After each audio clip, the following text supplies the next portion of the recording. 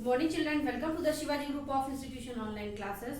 Kids, I am your Hindi teacher. Today I am going to take Hindi language class. बच्चों, आज मैं आपको Hindi language में पाठ 7 कारक कॉपी में कराऊंगी। पिछली कक्षा में मैंने आपको हिंदी में पाठ 7 कारक बुक में समझाया था और उसकी एक्सरसाइज बुक में कराई थी। आज मैं आपको कॉपी में वर्क कराने जा रही हूँ, तो सभी बच्चे अपनी हिंदी लैंग्वेज की कॉपी निकालेंगे और उसमें हेडिंग डालेंगे पाठ 7, पाठ का नाम कारक, और मैं आपको कारक के प्रश्न उत्तर पहले कराऊंगी। तो चलिए शुरू करते हैं। प्रश्न का है, कारक किसे कहते हैं?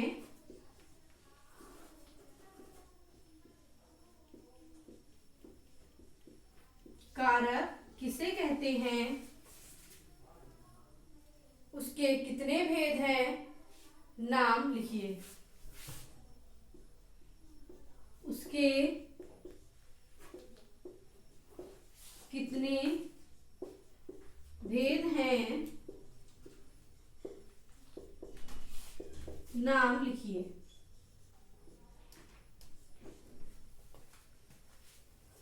इसका उत्तर लिखेंगे हम लोग।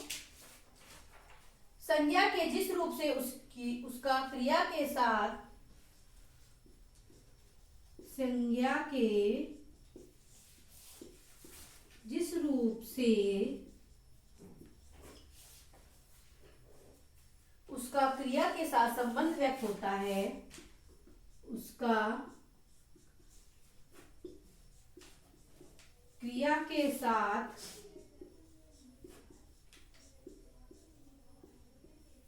संबंध व्यक्त होता है,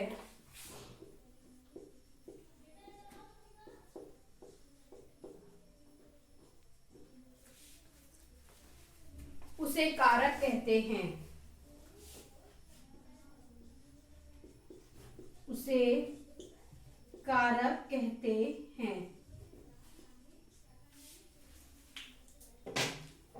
जो शब्द संबंध को प्रकट करते हैं, जो शब्द संबंध को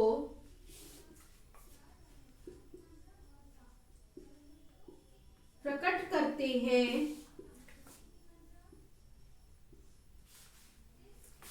जो शब्द संबंध को प्रकट करते हैं, उन्हें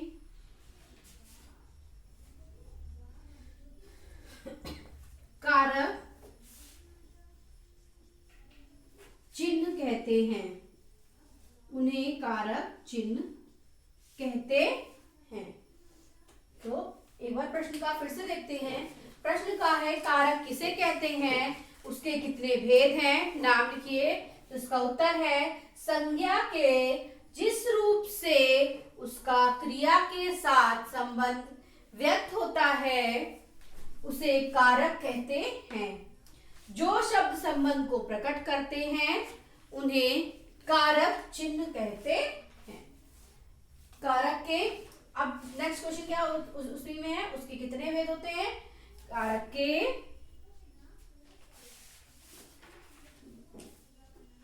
8 भेद होते हैं। कारक के कितने भेद होते हैं बच्चों? कारक के 8 भेद होते हैं। नंबर 1 कर्ता, नंबर 2 कर्म, नंबर 3 करण, नंबर 4 संप्रदान, नंबर 5 अपादान, नंबर 6 संबंध, नंबर 7 अधिकरण, और नंबर 8 संबोधन। तो ये आपका फर्स्ट क्वेश्चन कंप्लीट हो गया है। कारक के 8 भेद होते हैं। कितने भेद होते हैं? 8 भेद। कौन कौन से?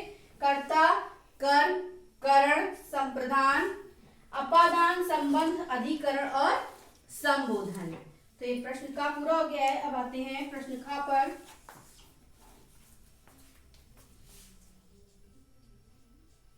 प्रश्न खा है, कर्म और संप्रदान कारक में क्या अंतर है? कर्म और संप्रदान कारक में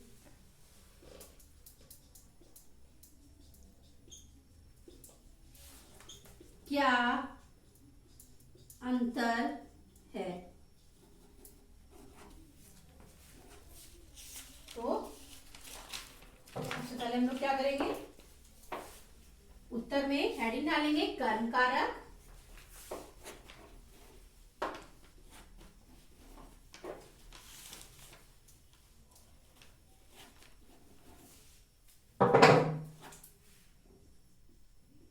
कर्म कारक। हेडिंग क्या डालेंगे पहली, कर्म कारक।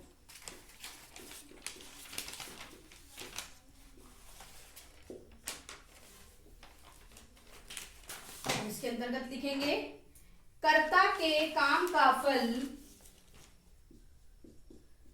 कर्ता के काम का फल जिस पर पड़े उसे कर्म कारक कहते हैं। जिस पर पड़े उसे कर्म कारक कहते हैं।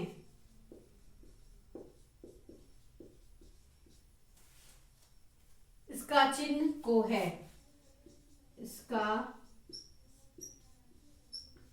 चिन्ह को है। इसके बाद नेक्स्ट हेडिंग हम लोग क्या डालेंगे, संप्रदान कारक। नेक्स्ट हेडिंग क्या होगी, संप्रदान कारक।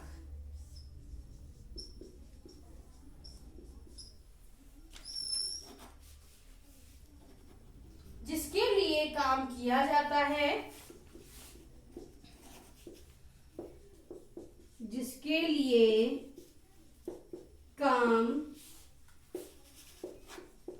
किया जाता है उसे संप्रदान कारक कहते हैं। उसे संप्रदान कारक कहते हैं। इसका चिन्ह के लिए तथा को है। इसका चिन्ह के लिए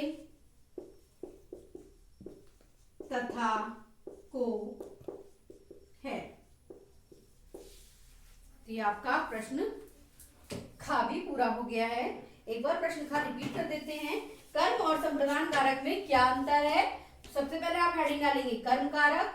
कर्ता के काम का फल जिस पर पड़े उसे कर्म कारक कहते हैं। इसका चिन्ह को है। उसका नेक्स्ट हेडिंग डालेंगे संप्रदान कारक। जिसके लिए काम किया जाता है उसे संप्रदान कारक कहते हैं। इसका चिन्ह के लिए तथा को है। तो आज के लिए इतना ही। आज मैं आपको केवल 2 प्रश्न उत्तर ही कराऊंगी। आगे का कार्य मैं आपको अगली कक्षा में कराऊंगी। धन्यवाद। आपका दिन शुभ हो।